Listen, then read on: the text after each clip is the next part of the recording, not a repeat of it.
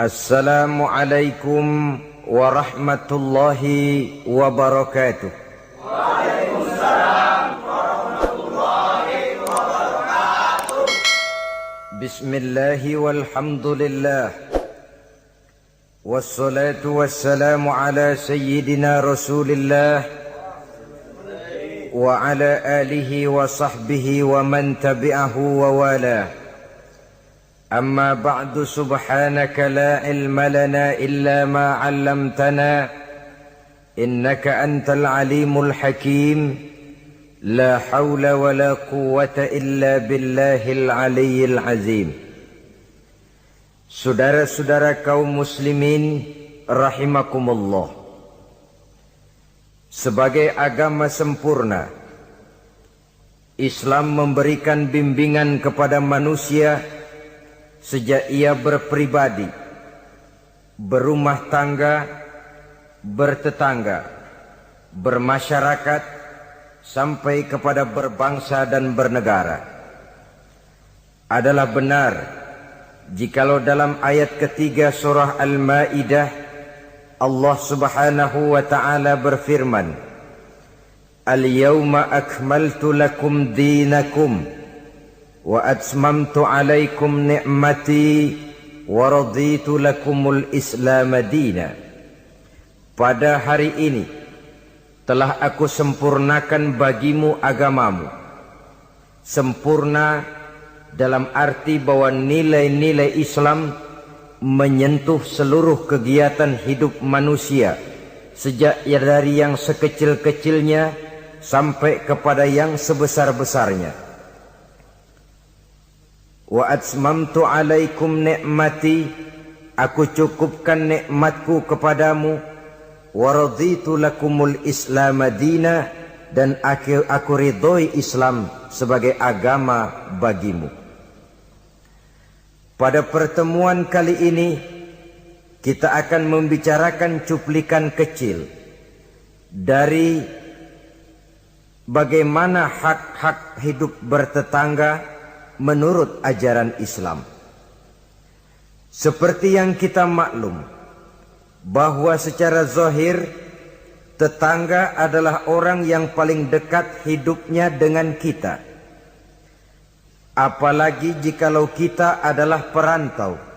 Walaupun hakikatnya seluruh manusia di permukaan bumi ini adalah perantau, tapi perantau dalam artian kita jauh dari kampung halaman tempat di mana kita dilahirkan, jauh dari ayah bunda, keluarga, sanak famili, dan handai tolan. Tidak selamanya hidup ini berjalan mulus. Kadang kita berhadapan dengan hal-hal yang tidak menyenangkan. Kadang kita bertemu dengan hal-hal yang tidak kita harapkan.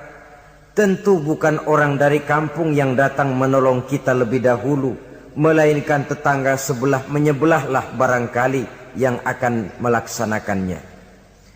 Banyak orang merasa senang tinggal dalam satu lingkungan oleh karena ia mempunyai tetangga-tetangga yang sesuka hidup sosial, bermasyarakat, hormat menghormati, dan lain sebagainya. Tetapi tidak jarang orang merasakan lingkungannya sebagai neraka oleh karena tidak ada tetangga-tetangga yang dapat diajaknya untuk hidup bersosial. Demikian besar perhatian Islam terhadap hak-hak bertetangga ini, sehingga melalui hadis dari Abi Suraij Al-Khuzai, Rasulullah sallallahu alaihi wasallam bersabda, "Man kana yu'minu billahi wal yaumil akhir falyuhsin ila jarihi." Rawahul Bukhari wa Muslim. Beliau bersabda, barang siapa yang beriman kepada Allah dan hari akhir, hendaklah ia berbuat baik kepada tetangganya. Iman kepada Allah dan hari akhir dijadikan taruhan untuk memberikan stres agar kita bisa berbuat baik kepada tetangga. Dengan kata lain, hanyalah orang yang beriman kepada Allah dan hari akhir saja yang akan bisa berbuat baik kepada tetangganya. Kalau demikian masalahnya, bagaimana cara berbuat baik kepada tetangga? Dengan kata lain, apa hak-hak dalam kehidupan bertetangga itu? Melalui hadis yang diriwayatkan oleh Amru ibnu Syu'aib, Rasulullah pernah bertanya kepada para sahabat di satu hari, "Atadruna ma haqqul jar?" Saudara-saudara, tahukah kamu apa hak tetangga itu? Beliau sendiri kemudian menjawab, pertama, izasta'ana bika a'antahu. Apabila ia minta tolong kepadamu, hendaklah kamu memberikan pertolongan kepadanya. Ini merupakan hak di dalam kita bertetangga. Apabila orang datang minta tolong kepadamu dan kamu memang berada dalam satu posisi yang sanggup memberikan pertolongan, janganlah berat tangan untuk menolongnya. Sebab biasanya di dalam kehidupan bermasyarakat, jika kita tidak sanggup menghormati orang lain, jangan berharap orang lain akan mau menghormati kita. Jika kita berat tangan untuk memberikan pertolongan kepada orang lain, suatu saat bila kita mendapat kesulitan pun, jangan terlalu berharap bahwa orang lain akan mau juga menolong kita. Bagaimana sikap kita, begitulah biasanya sikap orang lain kepada kita. Saudara-saudara kaum muslimin rahimakumullah, adat hidup adalah tolong menolong. Kewajiban kita adalah menolong tetangga. Tetapi sebagai tetangga pun, apabila kita minta tolong kepada orang lain, hendaknya dalam batas-batas ukuran yang memang orang lain itu mampu menolongnya. Sesuatu yang kita memang berada di luar kesanggupan kita mengerjakannya. Jangan lalu menjadikan orang yang menolong kita sebagai satu andalan. Sebab biasanya sekali ditolong langganan. Setiap datang kesulitan, ke situ lagi kita lari. Manusia pada waktu-waktu tertentu punya juga titik jenuh. Ya, kalau duitnya lagi ada, pikirannya lagi enteng, napasnya lagi lega, mungkin dia mau menolong orang. Sekali, dua kali masih juga ditolong. 3 kali barangkali juga mungkin. 4 kali ke atas mukanya udah rada butek.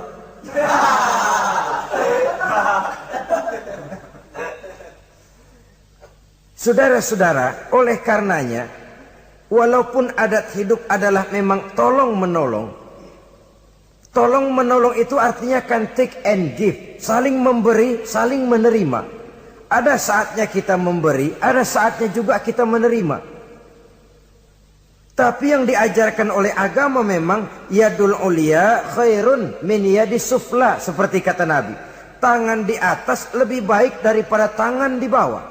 Artinya yang menolong posisinya lebih baik daripada orang yang meminta pertolongan. Tapi biasanya kita umumnya lebih demen minta tolong daripada nolongin. Bahkan sesuatu yang kita mampu pun, kalau masih ada yang mau nolongin, masih kita andelin tuh orang. Ya lu aja dah, lu aja. Padahal kita bisa. Akhirnya terdidik kita untuk manja, kehilangan kepercayaan kepada kemampuan diri sendiri. Saudara-saudara, jadi walaupun adat hidup adalah tolong menolong, tetapi jangan lalu mengandalkan sehingga kita tidak mau mengeluarkan kemampuan yang maksimal untuk melakukan usaha terhadap sesuatu yang memang kita masih mampu untuk mengusahakannya. Ini yang pertama. Yang kedua kata Nabi, wa izastan soroka nasortahu. Apabila ia meminta bantuan kepadamu, maka bantulah. Ada perbedaan antara ista'ana dengan istansoro.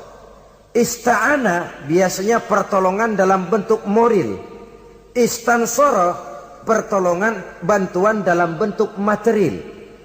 Menolong dengan membantu. Membantu kelihatannya lebih real, lebih nyata. Menolong bisa secara moral. Keduanya diajarkan oleh agama. Orang yang datang minta tolong kepadamu, tolong dia. Orang yang datang meminta bantuan kepadamu dan kamu ada kemampuan untuk itu, bantu dia. Allah akan selalu menolong seorang hamba selama hamba itu masih mau menolong saudaranya. Allah selalu akan membantu seorang hamba selama hamba itu masih mau membantu saudaranya. Sehingga dengan demikian, orang yang kita tolong mungkin dia tidak bisa memberikan balasan kepada kita. Orang yang kita bantu barangkali juga tidak bisa memberikan balasan kepada kita. Allah yang akan memberikan balasan melalui jalan lain yang tidak pernah kita sangka-sangka barang sedikit pun. Termasuk jenis yang min haitsu la yahtasib. Termasuk jenis yang tidak kita perkirakan sebelumnya dari mana datangnya. Bahwa pertolongan kita kepada orang lain akan meluaskan jalan usaha kita. Bantuan kita kepada orang lain akan melancarkan rezeki kita sendiri. Tidak ada orang jatuh miskin karena rajin membantu orang lain. Tidak ada orang jatuh bangkrut karena murah tangan rajin sedekah. Wah, dulunya dia kaya banget Pak, cuman kerajinan sedekah bangkrut sekarang. Tidak ada. Belum pernah ada terjadi itu. Bukan bakhil yang menyebabkan orang jadi kaya, bukan sikap pemurah yang menyebabkan orang jatuh miskin. Malahan saudara-saudara, kaya itu kan ada dua macam tuh. Ada kaya majazi, ada kaya hakiki. Yang dinamakan kaya majazi, orang yang banyak hartanya tapi miskin hatinya. Sebenarnya hidupnya cukup, tapi dia masih selalu merasa kurang. Maka dia tidak pernah cukup. Duitnya banyak, tapi perasaannya selalu miskin. Maka dia miskin terus. Duitnya 1 juta, hilang 1.000. Yang 1.000 dia pikirin, botak palanya.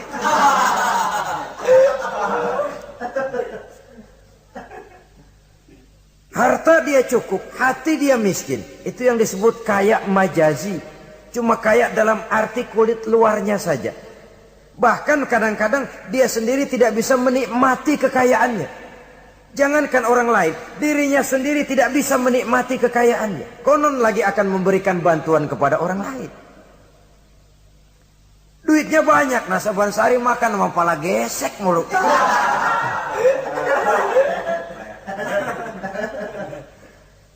Jangankan orang lain, dia sendiri tidak bisa menikmati kekayaannya. Hawanya udah mau tekor aja udah. Saudara-saudara, lah yang dinamakan kaya hakiki, orang yang kaya hatinya. Ini sumber kekayaan. Kalau dalam suasana keadaan hidup yang sekarang ini kita sudah merasa kaya, alhamdulillah, inilah yang diberikan Allah kepada kita. Miskin saya? Enggak, di bawah saya masih banyak orang yang lebih miskin lagi. Susah saya? Tidak, di bawah saya masih banyak orang yang lebih susah dari saya. Tidak punya duit saya, oh orang lain yang lebih tidak punya duit lagi dari saya masih lebih banyak. Orang yang kaya hakiki. Dari sini kekayaan berangkat, dari sini kekayaan dimulai. Oleh karena itu biarin duit kita banyak asal hati kita kaya, nggak apa-apa. Daripada duit nggak punya, hati melarat, dah susah kemana-mana. Kesono sumpek kemari sempit. Saudara-saudara, jadi oleh karenanya bantuan kita kepada orang lain akan melancarkan rezeki kita. Pertolongan kita kepada orang lain akan memudahkan usaha kita. Yakinlah itu. Karena Allah tentu tidak buta. Allah tentu maha adil. Allah tentu maha bijaksana. Tidak ada ruginya orang yang menolong orang lain. Walaupun kadang-kadang kan air susu dibalas air tuba. Kadang-kadang ada istilah, gua nolongin anjing kejepit. Susah ditolongin, begitu senang nginjek. Kadang-kadang tahu begitu. Itu perasaan manusiawi kita sebenarnya. Perasaan manusiawi kita. Tapi sesungguhnya walaupun kebaikan kita dibalasnya dengan kejahatan, Allah kan tidak buta.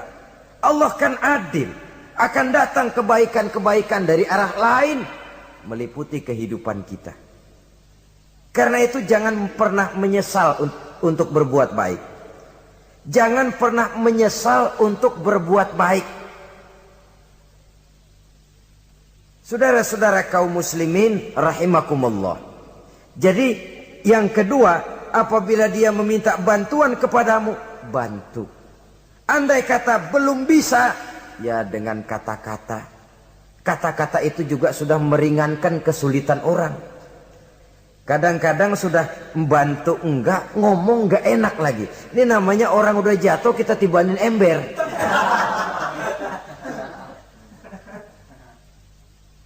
Orang sudah datang minta bantuan kesulitan. Sudah gitu udah enggak kita kasih. Ngomong kita pahit bener.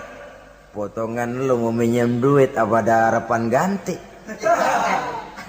Umpamanya saudara-saudara, taruh kata tidak bisa kita membantu secara real, bantulah dengan kata-kata. Syukur kalau dengan doa. Saat ini barangkali saya belum bisa bantu, mudah-mudahan dari tetangga lain barangkali bisa bantu karena saya sendiri dalam posisi yang sedang agak sulit umpamanya. Bantulah dengan kata-kata, dengan doa, setidaknya dengan harapan.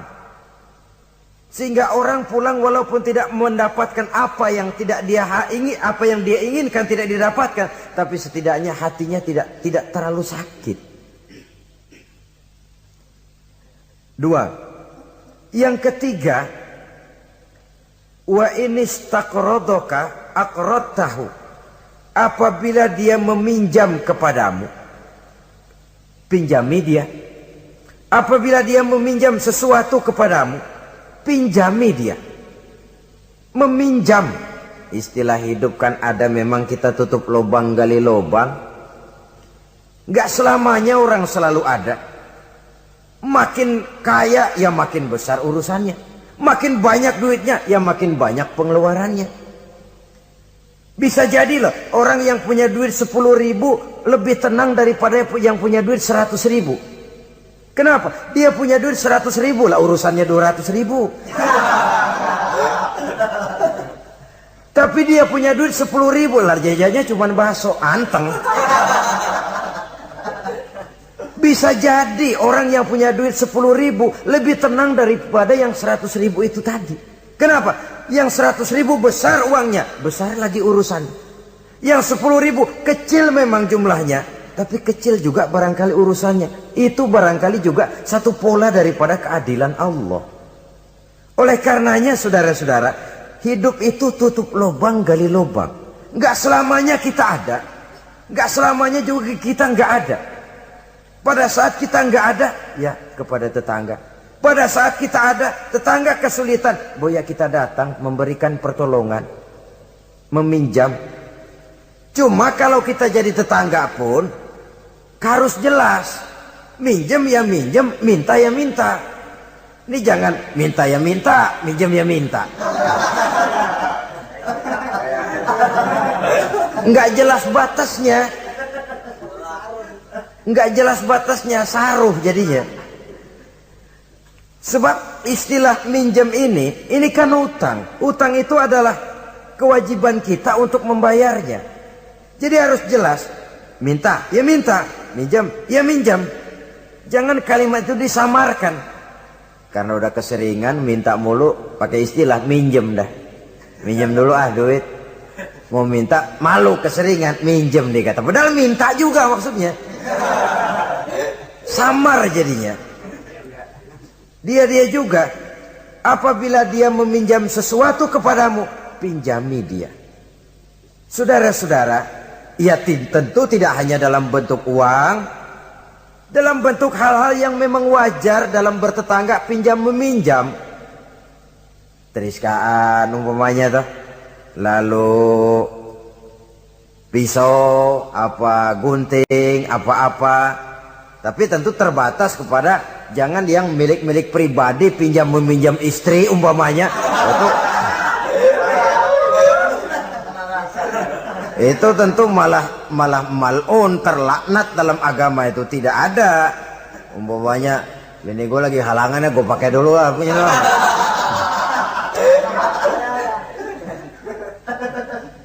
Apabila dia meminjam sesuatu kepadamu yang kamu ada, punya, pinjami dia. Sebab satu saat pun pasti akan terjadi di mana kita juga bisa minjam kepada orang lain. Dengan demikian akan terjadi saling pengertian. Sebaliknya kalau kita ada, seret banget keluarnya. Orang minjem, kita ada, orang tahu kita punya, nggak kita kasih. Entar giliran kita perlu minjem, dia kan gitu juga, bayar utang. Jangan, kalau dia jangan dah, puyuh bebuntut jangan dipinjam nih. Nah dia begitu juga sama kita, kan begitu hidup itu. Dia begitu juga katanya sama kita. Orang yang berhati sutra itu jarang. Orang yang berhati emas itu jarang. Yang bisa membalas air tuba dengan air susu itu jarang. Yang bisa berbuat baik dengan orang yang jahat itu kan langka. Kita kan sistemnya masih draw. Udah begitu ya, gue begitu. Seri kita maunya. Dan memang agama mengajarkan wa jaza'u sayyi'atin sayyi'atun misluha, tapi faman afa wa aslaha fa ajruhu 'ala Allah. Balasan terhadap suatu kejahatan, kejahatan yang seimbang. Tapi kalau kamu berbuat baik dan mau memberi maaf, itu yang lebih baik dan itu yang akan dapat pahala. Jadi kalau orang pelit sama kita, kita pelit lagi. Ya seri mang. Seri.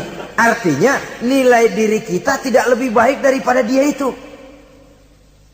Tapi kalau kita bisa baik sama tetangga yang pelit, pertama nilai kita lebih baik daripada dia. Yang kedua dia bingung diri dah. Dia bingung diri. Ini orang gue pelit banget sama dia, gue baik banget sama gue. Dia bingung diri saudara-saudara. Kalau emang nggak bingung malu, badak.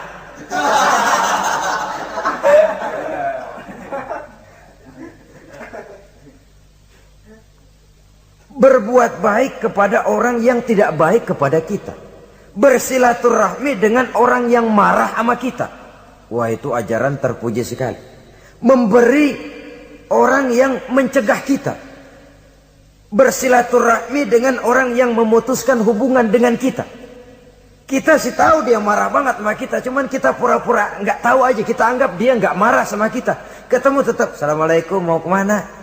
Perkara dia mau nyaut apa enggak itu bukan soal. Tapi kita sudah menunjukkan nilai bahwa kita lebih baik dari dia. Aku nanya kok sama kau, aku lebih baik dari kau. Tapi itu jangan lalu timbul. Jangan lalu timbul perasaan tuh kan, gua kan, tuh ya. Jangan. Dengan berbuat itu kita hanya ingin membuktikan bahwa kita tidak sama kok dengan dia. Dia boleh marah sama saya, tapi saya nggak bisa marah sama dia. Dia boleh pelit sama saya, tapi saya nggak bisa kok pelit sama dia seperti dia pelit kepada saya. Dia boleh memutuskan silaturahmi dengan saya, tapi saya nggak bisa kok begitu. Dengan begitu kita sudah menunjukkan satu posisi bahwa kita lebih baik daripada dia. Tapi kan langka yang begitu. Umumnya yang enak kan draw, tos-tosan. Saudara-saudara kaum muslimin, jadi izas takrodoka akrotahu, apabila ia meminjam sesuatu kepadamu dan kamu ada kemampuan, ada yang akan kamu pinjami, pinjamkan dia. Apalagi kalau kita merasa bahwa yang meminjam ini dalam satu posisi yang memang dia rasanya sulit untuk mengganti. Lebih baik sudah diniatkan sedekah saja, diikhlaskan. Sudahlah bu, nggak usah pinjam, saya bantu saja. Daripada nanti jadi beban lagi, sudah saya ikhlaskan, saya bantu. Itu yang lebih istimewa. Tapi saya katakan tadi, kalau tidak ada kesadaran bahwa rezeki adalah amanah Allah, bahwa harta adalah titipan Allah, apa sih yang kita punya? Seperti kita lahir ke dunia, begitulah kita akan masuk ke liang kubur. Cuma kelebihannya kain putih saja. Selebihnya tidak ada lagi. Sebagaimana kita lahir ke alam dunia ini, begitulah kita akan meninggalkan alam dunia ini. Jadi yang kita jaga kukuh-kukuh, yang kita bentengi, yang kita bakhil karenanya, sedikit pun tidak akan pernah kita bawa. Kecuali kalau dia, saya katakan tadi, kita infakkan di jalan yang diridhoi Allah, termasuk menolong orang. Ada juga lagi nih, minjemin tapi nyakitin. Rentenir namanya. Pakai perjanjian. Minjem 10, pulang 15. Itu sama juga nyekek leher. Karena itu rentenir sangat dicela dalam ajaran agama. Mencari orang-orang susah, menolong. Tapi di belakang menolong menjerat. sehingga utangnya itu lalu beranak. Giliran gak mampu aja, tanah orang digetet. Mungkin gak mampu, rumahnya ditarik. Habis dah. Saudara-saudara kaum muslimin, akhirnya yang melarat semakin bertambah kemelaratannya. Itu yang keempat. Maksud saya yang ketiga. Yang keempat, saudara-saudara, wa iniftaqara utta alaihi. Apabila dia miskin, maksud miskin di sini kesusahan. Utta alaihi, tengokin orang yang kesusahan. Saudara-saudara, ini bahkan yang dicontohkan lebih diutamakan oleh Nabi. Kalau orang susah yang sakit, lebih diutamakan untuk ditengokin. Kenapa? Udah jelas langka yang nengokin, langka yang nolongin. Mau berobat susah, ke dokter juga sulit. Tapi kalau orang kaya sakit, dokter dia bisa telepon, apotek dia bisa telepon. Nggak ada duit, dia bisa bayar pakai kredit card. Orang miskin sakit, boro-boro manggil dokter. Kadang-kadang mantri juga nggak mampu dia panggil. Sehingga dengan demikian apabila ia mendapat kesulitan, tengokin. Jangan berat langkah untuk menengoki orang yang memang mendapat kesulitan itu.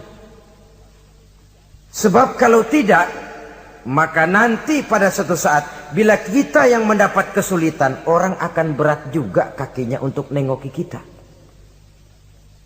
Kita biasanya kalau orang kayaan aja dikit dapat kesulitan, dah kayak besan yang nengokin dah. Yang mau setor muka, yang mau jilat macam-macam. Tapi kalau yang digubuk reot yang melarat itu mendapat kesulitan, yang lewat cuman melengos dong. Siano sakit ya? Iya, kesianan. Udah kesianan doang. Terus lewat. Terus lewat. Saudara-saudara kaum muslimin rahimakumullah. Yang kelima, wa iza marido uttahu. Apabila dia sakit, datanglah kamu, tengokin. Hibur hatinya. Kalau perlu bantu, berikan obat. Setidaknya dengan ucapan dan doa yang bisa meringankan sakitnya itu. Sebab ini, kalau orang sakit ditengokin, itu kesannya itu mendalam sekali. Bukankah itu Quraisy yang ngeludahi Nabi masuk Islam? Oleh karena pada waktu sakit dia, Nabi yang nengokin. Tiap Nabi lewat ke masjid diludahin. Begitu itu orang sakit, Nabi pertama yang nengokin. Apa yang terkesan? Ya Muhammad, bukan main akhlakmu. Tiap hari kamu lewat, saya ludahin. Sekarang begitu saya sakit, seorang pun belum datang nengokin saya. Kamu lebih dulu nengokin. Akhlakmu Muhammad. Mulai hari ini saksikan. Asyhadu an la ilaha illallah wa asyhadu annaka ya Muhammad Rasulullah. Masuk Islam. Kalau kita sakit ditengokin orang, rasanya udah jadi obat tuh tengokan. Dan akan kita kenang, kita ingat. Iya dulu waktu saya sakit, dia datang. Dalam kondisi dimana kita prihatin, pertolongan orang biasanya, kebaikan orang sangat tidak mudah kita lupakan. Dan ini akan berakibat kita merasa berhutang budi. Dan kata orang, hutang emas bisa dibayar, hutang budi dibawa mati.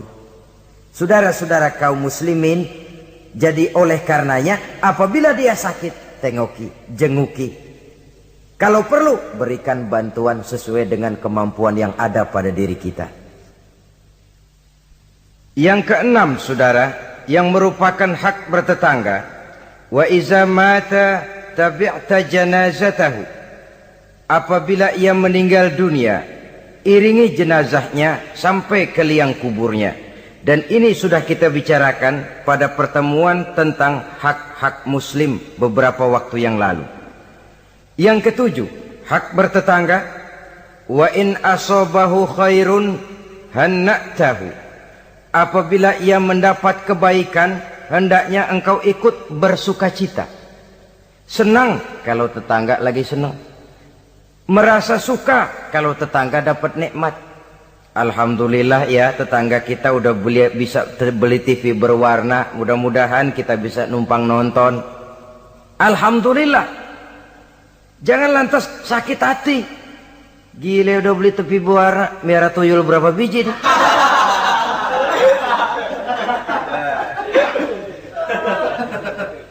Sebab umumnya kan begitu. Kalau kita ada, orang selidikin dukunnya. Kalau kita kebelangsak, orang surakin. Islam mengajarkan, in asobahu khairun hanna'tahu. Kalau tetanggamu mendapat kebaikan, hendaknya engkau ikut bertahniah, ikut bersukacita, ikut gembira. Syukur, alhamdulillah dia mampu. Syukur dia bisa, syukur dia mampu. Dan itu memang berat. Kalau ini tidak ada, tidak kita miliki dalam diri, yang timbulkan hasud. Nah, hasud ini kata Nabi memakan amal seperti kayu api memakan kayu bakar. Hasud menyantap amal seseorang seperti api memakan kayu bakar. Kita sangka sembahyang kita udah cakep bener, tapi punya sifat hasud, maka nilai sholat kita itu bisa dimakan oleh sifat hasud tadi. Kita sangka puasa kita udah cakep banget, tapi hati berbulu, hasud. Kalau orang Betawi bilang berak, enggak ada demen-demennya sama orang. Ada orang dapat nikmat, timbul hasudnya. Hasud itu akan menggeragoti amal seseorang, kata Nabi, seperti api memakan kayu bakar. Api kalau makan kayu bakar kan cepat sekali, kretek habis. Begitu cepatnya hasud memakan amal seseorang. Jadi kita yang sudah rajin sholat, kita yang sudah tekun puasa, kita yang sudah rajin baca Quran, tahajud di waktu malam, jangan dulu lalai, jangan dulu sombong. Siapa tahu hati ini masih bersarang penyakit hasud. Tidak senang melihat orang lain dapat nikmat. Sempit hati kita melihat orang lain bahagia. Saudara-saudara kaum muslimin rahimakumullah, alangkah mulianya ajaran Islam. Tetanggamu dapat kebaikan, kau ikutlah bersukacita, kau ikutlah gembira, kau ikutlah bahagia. Kenapa?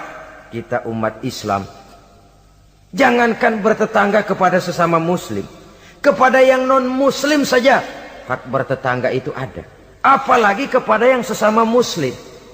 Satu badan, apabila yang satu sakit, yang lain akan ikut merasakan sakit.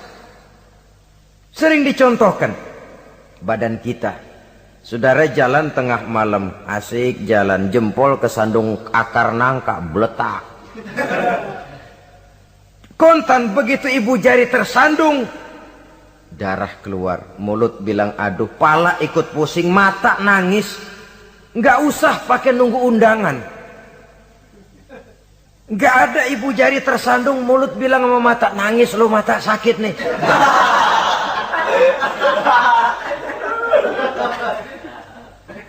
Kalau anak sekolahan bilang, ini yang disebut solidaritas sosial yang terjadi secara reflektif. Begitu tetangga senang, kita ikut senang. Tetangga susah, kita ikut susah. Reflektif. Sehingga dengan demikian kita ini bagaikan satu badan. Apabila yang satu sakit, yang lain ikut merasakan sakit.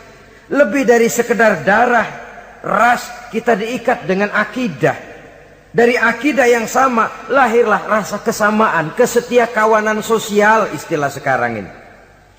Sehingga kesenjangan bahwa yang kaya makin kaya, yang miskin makin bangkrut tidak akan makin memuncak. Ya memang bahwa penduduk dunia selalu ada yang miskin, ada yang kaya, itu nature, sunnatullah, emang dari sononya udah begitu.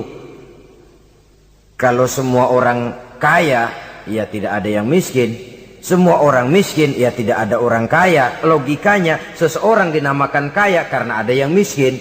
Orang disebut miskin karena ada yang kaya. Kenapa dia bilang kita bilang dia miskin? Kita ukur dari yang kaya. Kenapa kita bilang dia orang kaya? Kita ukur dari yang miskin. Jadi mestinya orang kaya itu terima kasih kepada orang miskin. Sebab kalau tidak ada orang miskin, orang kaya tidak ada. Saudara hadirin yang saya hormati, jadi dengan demikian etik dalam kehidupan bertetangga menurut ajaran Islam, apabila tetanggamu mendapat nikmat, kau ikut bersyukur.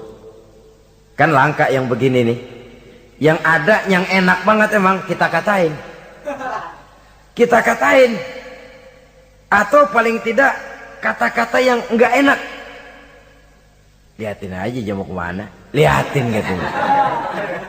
Segitu enggak senengnya lihat orang lain dapat nikmat. Yang kedelapan, lawanannya, wa in asobathu musibatun azzaitahu. Apabila ia mendapat kesulitan, azzaitahu, kamu hendaknya ikut bertakziah, ikut berduka cita. Dia mendapat kesulitan, kita ikut berduka cita. Kesulitan yang paling ringan sekalipun. Radionya hilang, televisinya hilang, istrinya umpamanya hilang. Umpamanya.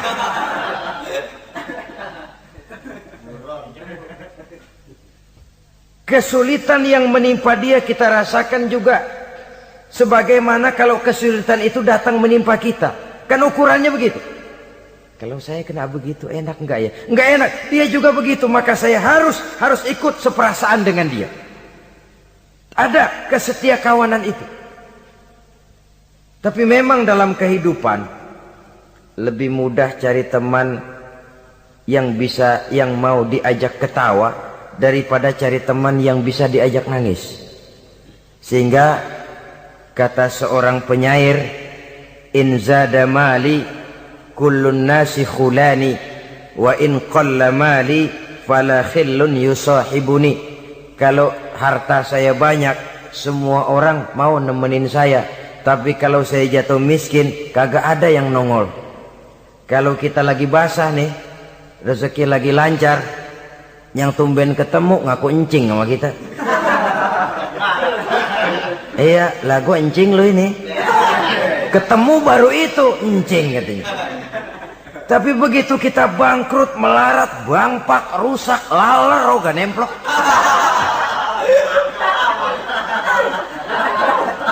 Laler sekarang tahu juga orang susah rupanya. Begitulah kehidupan sesungguhnya, tapi tidak begitu yang diajarkan oleh agama. Saudaramu, tetanggamu mendapat kesulitan, kau hendaknya ikut juga berduka cita. Jangan senyum di atas penderitaan orang lain. Jangan menari di bangkai orang lain. Jangan tertawa di atas tangisan tetangga. Jangan asal senang sendiri. Karena itu pernah dicontohkan, kebebasan kita hakikatnya dibatasi oleh kebebasan orang lain. Kebebasan mutlak tidak ada.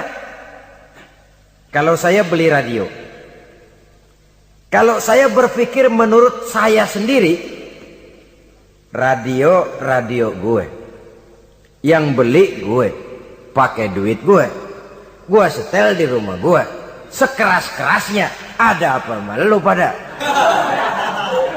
Itu kan kalau menurut saya. Tapi tetangga sebelah saya kan juga mikirnya begitu. Mata gue, yang ngantuk gue tidur di kamar gue, ngapa suara radio lu masuk kemari?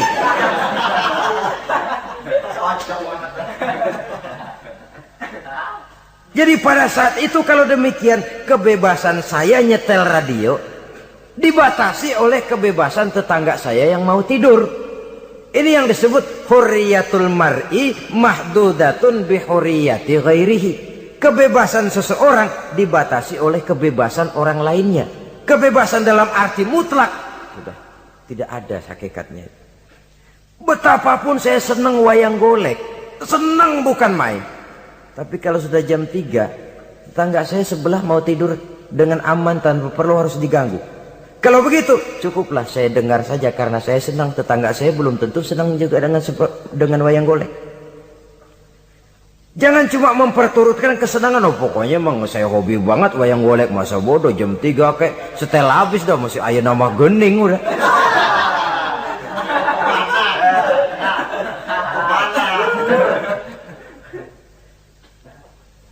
Baiklah saudara-saudara, jadi yang ke-9 sekarang. Wala tastazillu alaihil bina fatahjubu anhu rihu illa biiznihi. Jangan meninggikan, jangan melebihkan bangunan sehingga menutup jalan angin kecuali dengan izinnya. Nah, ini yang sering terjadi kadang-kadang. Lah tanah gua, emang apa gua bangun diri di atas tanah gua?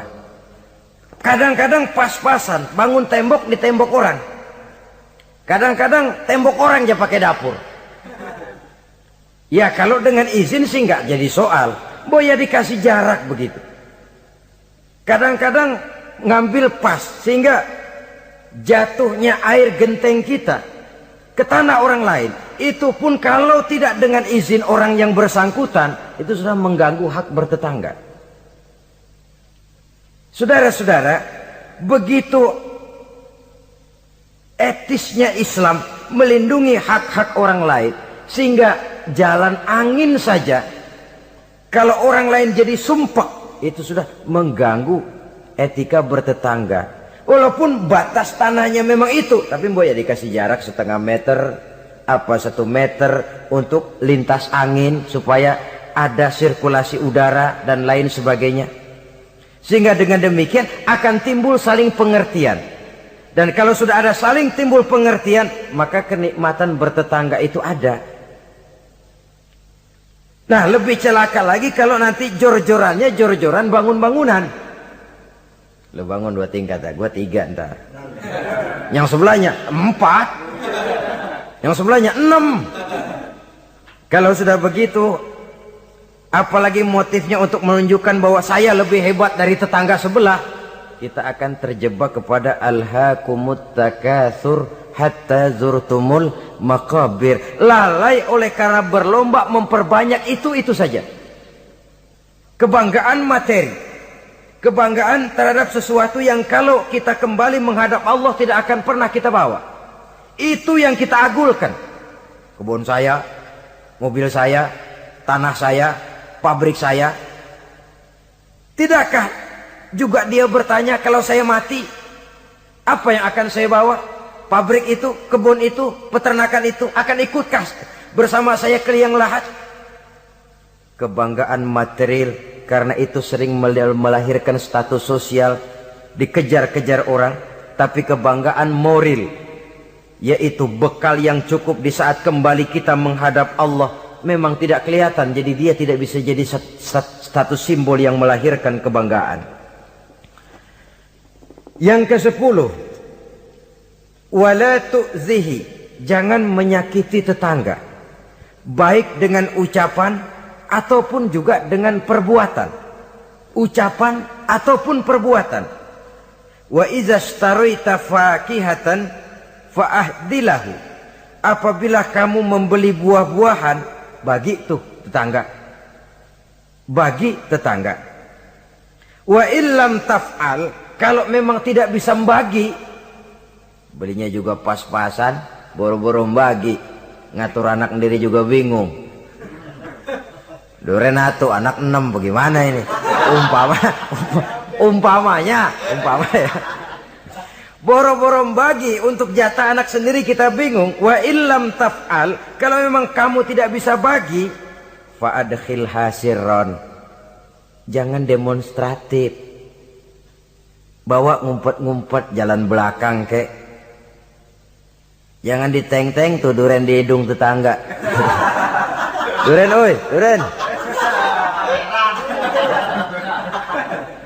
Fa'adkhil hasirran, bawa masuk ngumpet-ngumpet. Wala yakhruju biha waladuka liyaghizu biha waladahu. Nah ini anak. Kita bawa ngumpet masuk. Tapi anak kita juga dipesan, makan di rumah aja dah, nggak enak sama tetangga. Jangan malah anak kita ajukin, disuruh lu bawa gini makan di depan anaknya nih.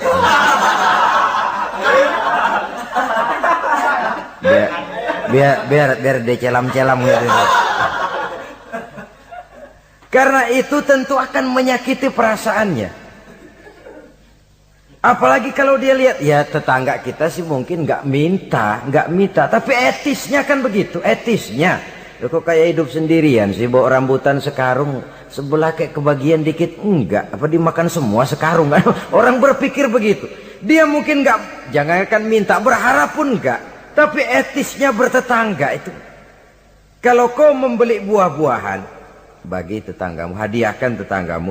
Andai kata tidak bisa dilakukan itu, jangan demonstratif. Saudara-saudara, bukankah ini pada hakikatnya menjaga perasaan? Karena bertetangga itu peka sekali.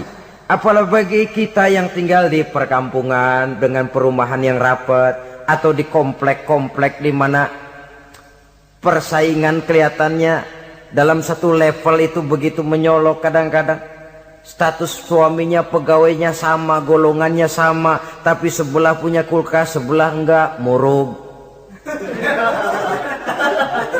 Sebelah TV-nya berwarna, sebelah hitam putih, meriang. Sebelah beli motor, sebelah enggak, bengek. Sering terjadi hal semacam itu, menimbulkan psikosomatik. Itu sering diceritakan. Dibakar oleh perasaannya sendiri. Tinggal lagi di komplek, di mana kelangsungan kehidupan kelihatan betul sehari-hari. Sering terjadi. Tangganya sebelah beli motor, yang sebelah meriang. Besokannya beli kulkas, dia bikin gawat, masuk rumah sakit. Di rumah sakit dengar tetangganya beli mobil, mati.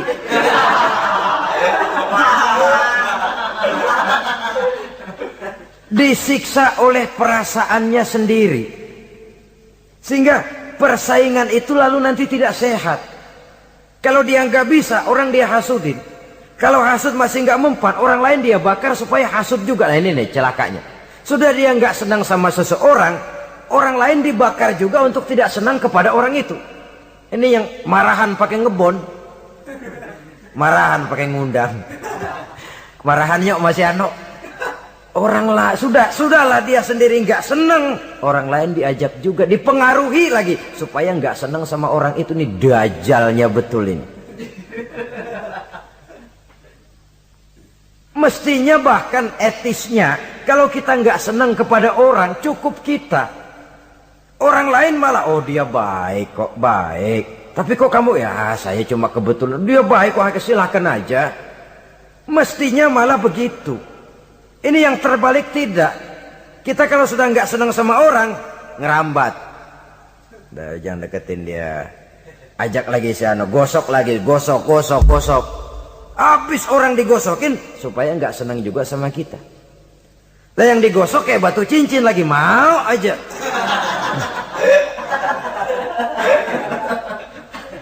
Batu cincin apa tikus budeg tuh, nggak ngerti apa-apa, nggak ngerti urusan junturungan, hayo aja. Saudara-saudara kaum muslimin, begitu perhatian Islam di dalam menjaga perasaan bertetangga. Sampai dalam hal-hal yang kayak begini, jangan melukai perasaan orang. Ini kan kelihatannya sepele, soal kita beli lah, yang beli buah saya, pakai duit saya.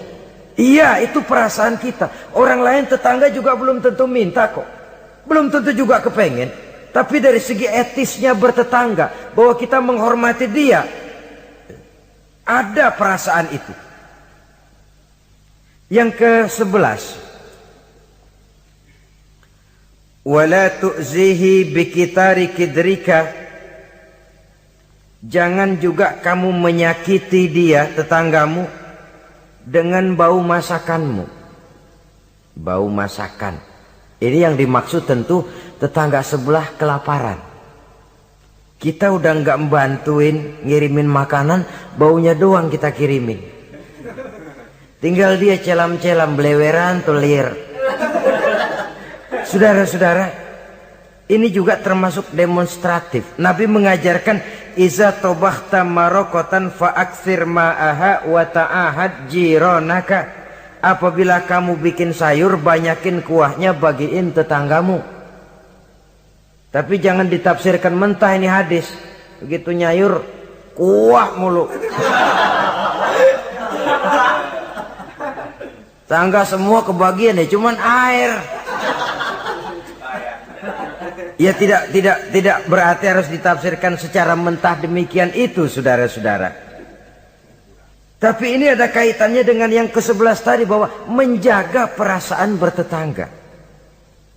Kemudian pertanyaan ini ditutup oleh Nabi, summa qala atadruna ma haqqul jar? Sudah tahukah kamu apa hak tetangga itu? Wallazi nafsi biyadihi la yuballighu haqqal jar illa man rahimahullah. Demi yang jiwaku berada di tangannya, demi Allah, orang sulit untuk memberikan hak tetangga, untuk menyampaikan hak tetangga, kalau bukan dengan rahmat Allah. Sebab hanya rahmat Allah itu yang datang di hati kita. Kita bisa menolong orang lain, kita bisa membantu orang lain. Kalau tidak ada rahmat Allah di hati sini, sulit loh, berat tolong orang itu. Kalau tidak ada rahmat Allah di sini, orang lain dapat kesenangan, kita ikut gembira, itu sulit. Kalau tidak ada rahmat Allah di sini, orang lain dapat musibah, kita merasa juga dapat musibah, sulit. Hanya orang yang di hatinya ada rahmat Allah yang punya perasaan seperti itu. Itu Nabi sumpah, wallazi nafsi biyadih, demi Allah yang jiwaku berada di tangannya. Yang bisa menyampaikan hak tetangga hanyalah orang yang memang dapat rahmat dari Allah Subhanahu wa ta'ala. Dia minta tolong, kita tolong.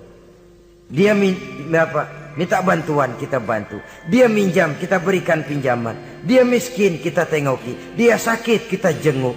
Dia meninggal, kita iringi jenazahnya. Dia dapat kebaikan, kita ikut gembira. Dia dapat kesulitan, kita ikut bersedih. Kita yang mendapat nikmat, sedikit kita bagi dia, kita berikan kenikmatan. Kalau bukan rahmat Allah, rasanya sulitlah untuk berbuat seperti itu. Hanya dengan rahmat Allah. Dan oleh karena dengan rahmat Allah, maka rahmat itu tidak diberikan kepada setiap orang. Artinya, walaupun kita setiap orang barangkali tahu tentang hak bertetangga seperti ini, tapi tidak setiap orang bisa menjalani hak-hak bertetangga seperti ini. Saudara-saudara kaum muslimin rahimahullah, akhirnya kita manusia sebagai zon politikan, makhluk sosial yang memerlukan keberadaan orang lain, kita menyadari tidak seorang pun di antara kita yang sanggup memenuhi keperluan hidup kita secara sendirian. Kita perlu orang lain, sebagaimana orang lain juga memerlukan kita. Oleh karena itu, mengukur orang lain dengan diri sendiri merupakan satu cara untuk menegakkan hak-hak bertetangga. Kalau saya digituin enak nggak? Nggak enak. Orang lain juga begitu. Kalau saya diginiin enak nggak? Enak. Orang lain juga begitu. Apa yang tidak enak terjadi pada diri kita, tentunya akan tidak enak juga jika terjadi pada diri orang lain. Sepanjang itu yang jadi barometer, kita tidak akan merasa benar sendirian. Sebab orang benar itu bagus, tapi merasa benar itu yang jelek. Orang pintar itu baik, tapi merasa pintar itu yang jelek. Sebab tatkala kita merasa bahwa kita benar, sebenarnya bahwa kita paling benar, sebenarnya iblis sudah masuk ke dalam hati kita. Ditumbuhkannya sikap ujub, menganggap remeh orang lain, menganggap enteng orang lain, merasa dihinggapi oleh penyakit superioritas kompleks, kata orang. Merasa dialah yang paling segala-galanya. Dan ini sudah penyakit hati yang juga sangat berbahaya. Karena ujub pun termasuk bisa menghancurkan amalan kita dalam kehidupan ini.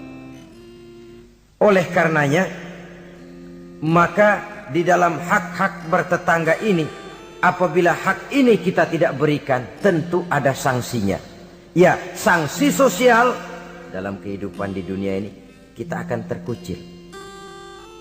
Tinggal di tengah masyarakat, tapi dikucilkan. Keberadaan kita dianggap sama dengan tidak ada. Kan gak enak orang begitu. Ada, tapi dianggap gak ada. Yang begitu, lewatin aja dah, cuekin aja. Ada, masih ada, sudah dianggap gak ada. Apalagi udah gak ada beneran, orang lupa banget. Ada, dianggap gak ada. Alangkah ruginya kalau sampai hal itu terjadi pada diri kita. Keberadaan kita, eksistensi kita ini, kalau bisa memberikan warna dan dampak dalam kehidupan, keberadaan kita itu diakui oleh lingkungan. Sehingga dengan demikian kita punya nilai, walaupun itu yang bukan kita cari, tapi nilai itu akan memberikan poin di dalam kehidupan kita di tengah-tengah masyarakat. Jangan lupa, masyarakat punya hukum yang tidak tertulis, tapi kekuatannya lebih kuat dari hukum tertulis. Kejam, sehingga orang bilang sekali arang tercoreng di dahi, selamanya akan selalu dikenang. Karena itu, pandai-pandailah kita hidup bermasyarakat, pandai-pandailah kita hidup bertetangga, karena memang Allah Subhanahu wa ta'ala menjelaskan, ya ayuhan nas, inna khalaqnakum min zakari wa unsa, wa ja'alnakum syu'uba wa qabaila lita'arafu, inna akramakum indallahi atqakum. Wahai manusia, sesungguhnya telah kami jadikan kamu dari laki-laki dan perempuan. Kami jadikan kamu bersuku-suku dan berbangsa-bangsa, tidak untuk berpecah belah, tidak untuk saling silang, tidak untuk bersengketa, tidak untuk memusuhi dan menumpahkan darah, saling menghina, meremehkan dan mengentengkan orang lain. Tujuan kamu diciptakan dari laki-laki dan perempuan, bersuku-suku dan berbangsa-bangsa, tidak lain lita'arafu, agar kamu saling mengenal satu sama lain. Saling mengenal, bukan saling tidak mengenal. Jangan sampai terjadi tidak mau saling mengenal. Quran memberikan peringatan, tujuan penciptaan laki-laki perempuan, bersuku-suku dan berbangsa-bangsa, tidak lain adalah agar kita satu dengan yang lain saling mengenal. Inna akramakum indallahi atqakum. Yang paling mulia bukan yang rumahnya paling bagus, yang paling mulia bukan yang kendaraannya paling hebat, yang paling mulia bukan yang hartanya paling banyak. Inna akramakum indallahi atqakum. Yang paling mulia di antara kamu dalam pandangan Allah adalah orang yang paling bertakwa kepadanya. Ke arah itu kita berjalan, dan ke arah itu kita membina kehidupan bertetangga, menjadi tetangga yang bertakwa kepada Allah Subhanahu wa ta'ala. Semoga Allah memberikan rahmatnya kepada kita bersama, sehingga di hati ini ada kesadaran untuk memperhatikan tentang hak-hak bertetangga ini. Terima kasih atas perhatian saudara. Mohon maaf atas segala kekurangan. Usikum wa nafsi bitaqwallah. Wassalamualaikum warahmatullahi wabarakatuh.